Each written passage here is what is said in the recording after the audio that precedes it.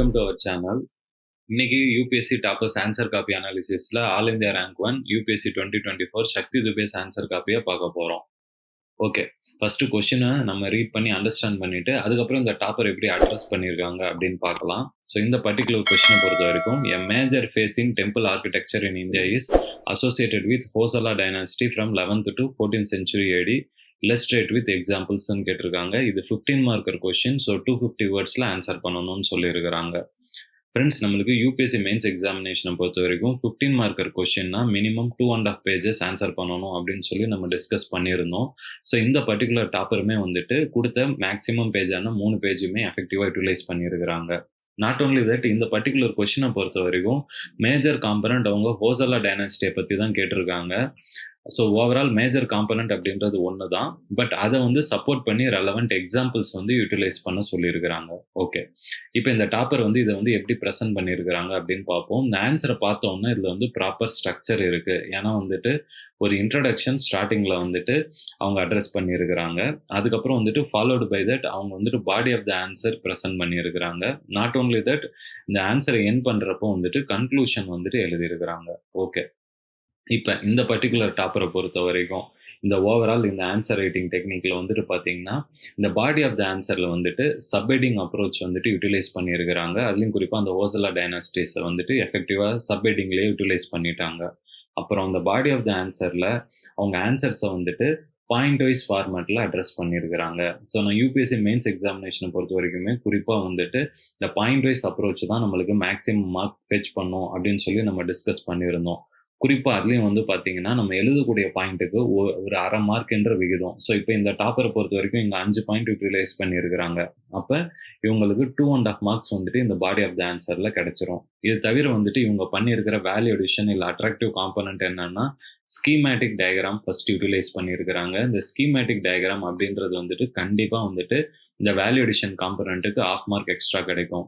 இது தவிர வந்துட்டு இவங்க India map based diagram utilise பண்ணியிருக்கிறாங்க. அப்புறம் இன்னொரு அடிஷ்னல் டயக்ராம் யூட்டிலைஸ் பண்ணியிருக்கிறாங்க. ஒவ்வொரு டயக்ராமுக்கும் 1/2 மார்க் விகிதம், ஏன்னா வேல்யூ அடிஷன் பண்ணதுனால எக்ஸ்ட்ரா ஃபெச் பண்ணுவாங்க.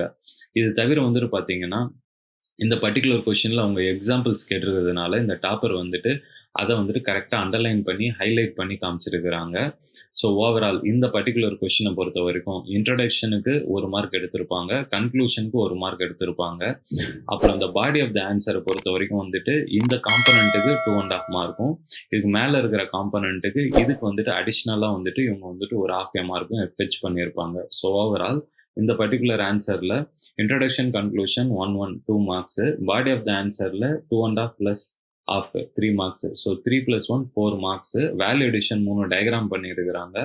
ஸோ அதுக்கு வந்துட்டு 1.5 மார்க்கு. ஸோ ஓவரால் 15 மார்க்கில் இந்த கொஷினில் இவங்க வந்து 5.5 மார்க் ஃபெச் பண்ணியிருக்கிறாங்க. ஏன் சார் இவங்க வந்துட்டு மேக்ஸிமம் மார்க்கான ஒரு 8 மார்க்ஸோ 9 மார்க்ஸோ ஃபெச் பண்ணலை இந்த கொஷினில் அப்படின்னு கேட்டிங்கன்னா, நான் எப்பயுமே ரிப்பீட்டேட்டிவாக சொல்கிற ஒரு முக்கியமான விஷயம் என்னன்னா, நம்ம 10 மார்க்கர் கொஷின் எழுதுறப்ப 6லேருந்து 10 பாயிண்ட் மினிமம் எழுதணும். 15 மார்க்கர் கொஷின் எழுதுறப்ப 12லேருந்து 15 பாயிண்ட்ஸ் எழுதணும். ஸோ இந்த மாதிரி வந்துட்டு நம்ம மேக்ஸிமம் பாயிண்ட்ஸ் கான்ட்ரிபியூட் பண்ணுறப்ப தான் நம்மளுக்கு வந்துட்டு மார்க்ஸ் அவார்ட் பண்ணுறதுக்கு எக்ஸாமினருக்குமே ஸ்கோப் கிடைக்கும். இந்த பர்டிகுலர் கொஷினை பொறுத்த வரைக்கும் இந்த டாப்பர் வந்து 5 மேக்ஸிமம் பாயிண்ட்டை தான் எழுதியிருக்கிறாங்க. அது தவிர வந்துட்டு ஒரு சின்ன ஒரு பேராகிராஃப் அட்ரஸ் பண்ணியிருக்கிறாங்க. அதனால இவங்களுடைய ஸ்கோப்பை இவங்களே லிமிட் பண்ணிட்டாங்க. இன்னும் அடிஷ்னலாக கொஞ்சம் ஒரு 3-4 பாயிண்ட்ஸ் கான்ட்ரிபியூட் பண்ணியிருந்தாங்கன்னா இன்னும் ஒரு 2 to 3 மார்க்ஸ் எக்ஸ்ட்ரா கிடைக்க இவங்களுக்கு வாய்ப்பு இருந்திருக்கும். ஓகே, இந்த பர்டிகுலர் டாப்பருடைய ரியல் யூபிஎஸ்சி மார்க் ஷீட் 2024 பொறுத்த வரைக்கும் பார்த்தீங்கன்னா ஜிஎஸ் பேப்பர் 1ல் வந்துட்டு அவுட் ஆஃப் 250 மார்க்ஸ் 112 மார்க்ஸ் எடுத்திருக்காங்க. அதாவது 20 கொஷின்ஸ் இருக்கும். ஒரு கொஷினுக்கு ஆவரேஜாக வந்துட்டு 5.5 மார்க்ஸ் எடுத்திருக்கிறாங்க. அதான் வந்துட்டு இப்போ இங்கேயுமே வந்துட்டு இவங்க எடுத்திருக்கிறாங்க. Okay, some of the important learnings from all India rank 1 Shakti Dubey's answer writing அப்படின்னு பார்க்குறப்ப யூபிஎஸ்சி மெயின்ஸ் எக்ஸாமினேஷனில் ஸ்ட்ரக்சர் ஆஃப் த ஆன்சர் ரொம்ப முக்கியம். அதுலேயும் குறிப்பாக வந்துட்டு ஒரு proper introduction, body and then conclusion இருக்கணும். இன்ட்ரடக்ஷனை பொறுத்த வரைக்கும் கன்க்ளூஷனை பொறுத்த வரைக்கும் 3 to 3.5 லைன்ஸில் வந்துட்டு கிறிஸ்பாக வந்துட்டு அட்ரஸ் பண்ணணும். பாடி ஆஃப் த ஆன்சரை பொறுத்த வரைக்கும் சப்ஹெட்டிங் கம் பாயிண்ட் வைஸ் அப்ரோச்சில் ப்ரெசென்ட் பண்ணலாம். முடிஞ்சளவு வந்துட்டு டயக்ராம்ஸ் யூஸ் பண்ணுறதை எக்ஸாமில் கொண்டுட்டு வரணும். அதுலேயும் குறிப்பாக வந்துட்டு இந்த பர்டிகுலர் டாப்பர் வந்துட்டு ஆர்ட் அண்ட் கல்ச்சர்லேயே வந்துட்டு schematic diagram, India map based diagrams, அப்புறம் டிஃப்ரெண்ட் டயக்ராம்ஸ்லாம் ப்ரெசென்ட் பண்ணியிருந்தாங்க. இது ஒரு அட்ராக்டிவ் காம்பனண்ட் நம்மளுமே நம்ம ஆன்சரில் கொண்டுட்டு வர ட்ரை பண்ணணும்.